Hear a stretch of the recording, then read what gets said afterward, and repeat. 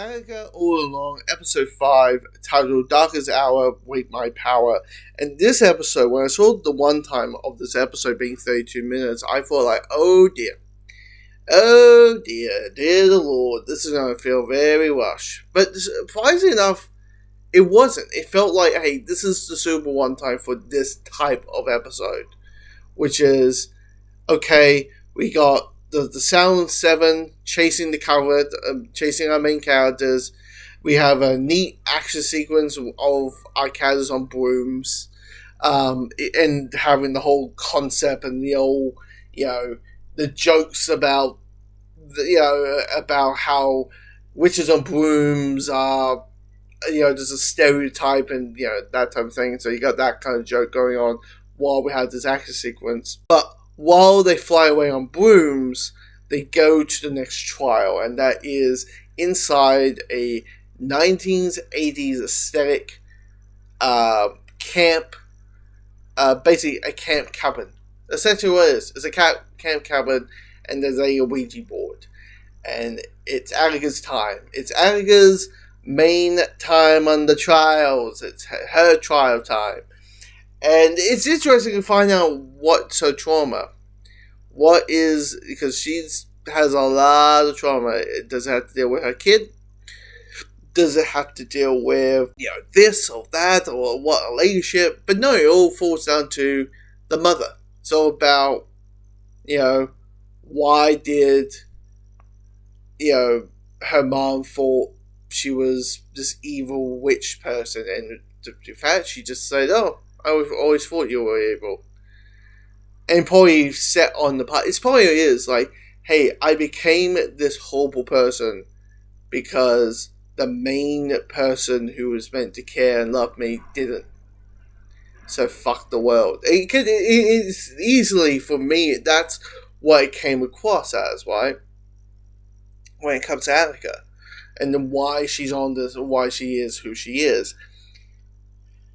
And because of that, you have this Ouija board, you get the spookiness, you get, Agatha tending to be Mrs. Davis, which is absolutely hilarious, and I was like, god damn, this is why Catherine Hahn's a goddamn powerhouse. And then, because her doing the squeaky voice of like, my name is Sharon Davis, like, the squeaky voice of that. Then, and also there's this thing that happens at the end, I'm like, I'm now creeped out. I am creeped out on Agatha. Agatha, stop being creepy with that creepy smile of yours. But also, when it comes to Agatha, she's also a Zess. So you get this whole aspect of things. It all suddenly turns into Evil Dead, with people going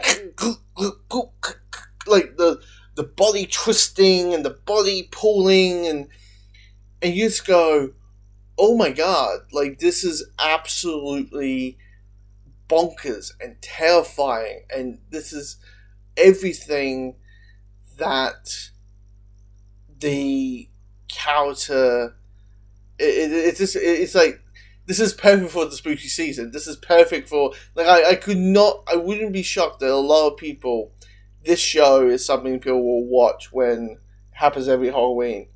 You have Hocus Pocus, you got this or that, Wizard of Oz and Charm or whatever. A lot of people will probably watch this show during the spooky season, right? Along with some, like, go-to horror films or something. And the good thing about the supernatural side of things in this is they get a good amount of it. That to the point, if it's not your thing, if the supernatural horror elements is not your thing, there's enough of it. There's enough. They don't, overstay its welcome. That. Now, the thing is, with the ending, spoiler in 3, 2, 1, go. Alex dies, in this episode.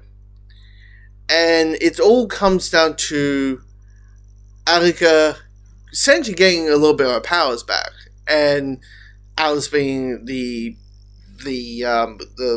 sacrifice to get that back. and the sacrifice to get that back. And you would think, okay, this character just died. There's technically on this trial on the Witch's Road, there's 2 people died. Sheriff Davis, Mrs. Hart, and now Alice. You think Agatha's... This is when normally people go on the route of, okay, this is when the character changes, this is when the character's, sees the evil ways and feel regret, like, oh my god, I got my powers back, but I understand what's on sacrifice, what's on what just happened. That's not, I'm going to see the errors of my ways.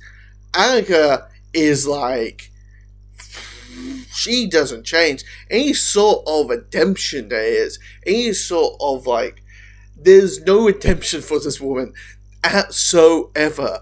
And that creepy smile that she does to Teen, which I assume is meant to hint that I think it is hint that he's Billy.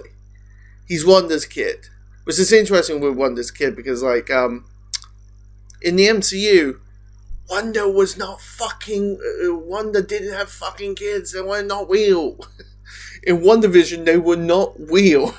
They were pigments of imagination. And also, Vision is just a walking fucking vibrator. He does not shoot fucking spam. So, how does that work? Which is probably what's going to be next episode. It's going to be the big reveal. Like, okay, we got Wiccan, we got Billy, we got Wanda's kid. Boom. We got Wanda's kid. Next episode is going to be about explain. And we can't use Multiverse of Madness because that's their kids from a different reality. Unless he walks into a different reality or something. Don't know. Right? Maybe Wanda is alive. Maybe I'm being coy about it. I don't know.